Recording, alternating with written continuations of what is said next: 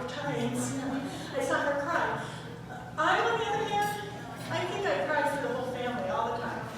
And I cry like on the AT&T, those old commercials, you know, reach out and touch somebody. I'm sobbing. And the kids, I don't know if you remember that, but they would be embarrassed to have the kids come over to watch TVs because any commercial would come on and there I go. And it's like, oh, Mom's crying. So if this works, it works. If not, I'll just go cry and sit down. But I just wanted to add to everything Hunter said. I just want to thank Hunter for being the executive. I don't know, this crazy time when we were going to the stores trying to find our toilet paper and our chicken meat or whatever, Hunter was juggling all of this with Mom, his own loss, and trying to sell the house and the estate and handling all of us. And he did it while he's trying to work extra time. He's an essential worker. And so he's like trying to get food into the stores and all this. And it's a whole story in itself. It's crazy. So thank you, Hunter. And there's so many people I want to thank. I know you mentioned the groups of people. I've called on several of you personally. You know who you are. And you all helped me get through all this. So thank you very much. And I just got to mention that Hunter, look at this big guy. He's the baby of the family, but he's bigger than all of us. He was my very first baby. And I say that because Mom was in traction when he was born. And she would be laying in bed, and she'd have this big strap around her neck with a sandbag hanging on her, and another strap around her feet hanging the other way. And Hunter would wake up, and I would have to dig him out of the crib, and which was a hard job for me. I was a short 5-year-old. And I'd get the bottle, change his diapers, carry him over to Mom, who's just laying there all strapped up. And then when the phone would ring, I'd say, Mom can't come to the phone right now, she's hanging herself. And when you have 5 kids, a lot of people kind of paused and wondered if that was really the case. So I had to put that in. And then I kept trying to get this short, but there's so much always to say. My earliest memories of Mom were her trying to help me deal with this broken heart. I inherited her heart murmur that the other women in our family inherited as well, but I guess mine was kind of bad. I remember adults whispering that I might not make it to age 21 because my heart was enlarging.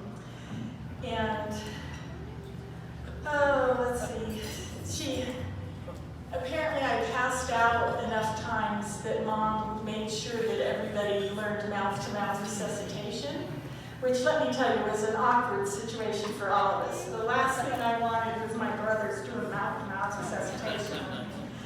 But then a lot of that was, you know, it was really a special time because Mom, once a year, Mom would have to drive me to Denver for my checkups and surgeries, and that was really my special time with Mom. I had her all to myself, you know, no interruptions. Oh, I take it back, there were several near collisions. She'd try to keep me from hitting the dashboard by giving me a gut punch with her arm. That was before seatbelts. Jackson and those guys said, yeah, it was, you didn't know what was worse, hitting the dashboard or getting punched by her arm. And because she wasn't used to Denver driving.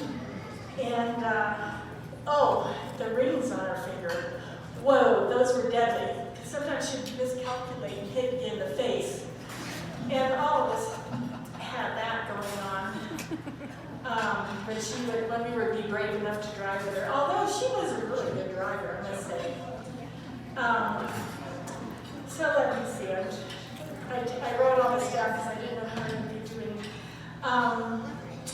So then Mom would be talking to herself, And she'd start talking louder and faster, and then occasionally asking me, the kid, and I'm pretty young, for directions.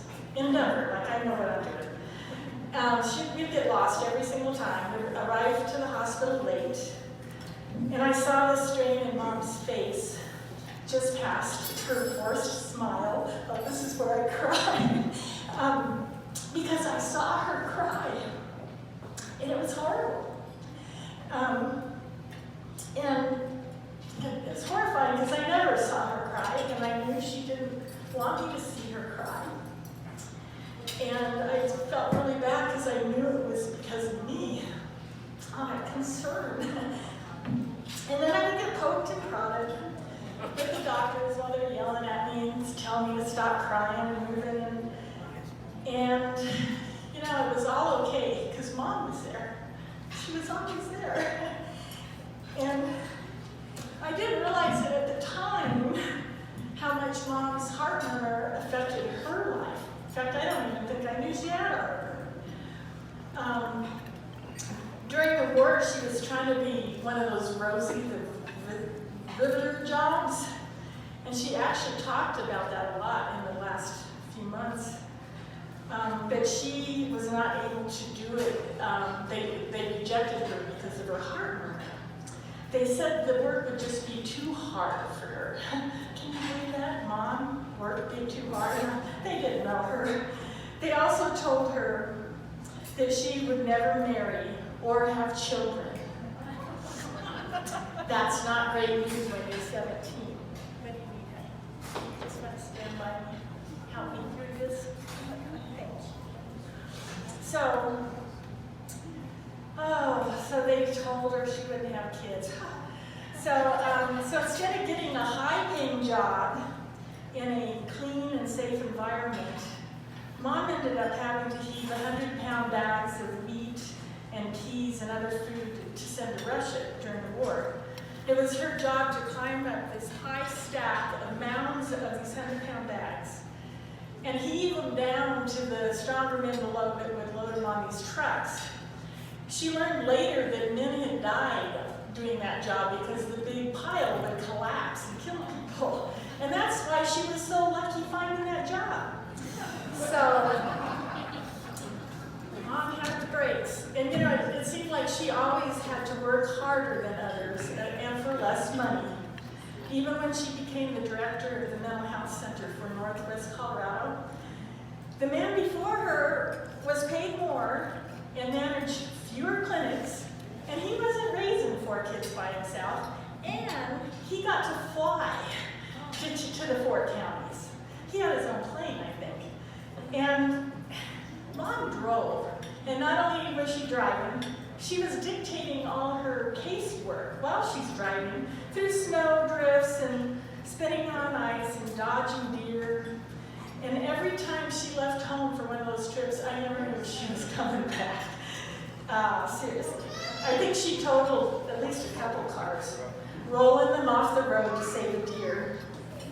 And we used to send tapes back and forth instead of letters.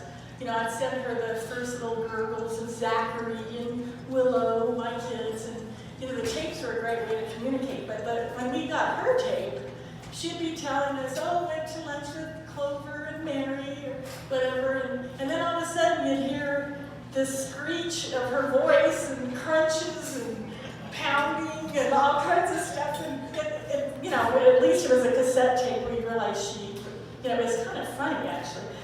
So she would live through all that and then come back on and joke about what just happened. But, she was never one to complain and was genuinely grateful for what she had. She always told me that the trick to finding happiness in life is to expect nothing, and then you're rarely disappointed. Acceptance and gratitude were part of her core being. The dinner table was a focal point of Mom's life growing up, a tradition she managed to carry on with us in spite of a full-time job at the state hospital.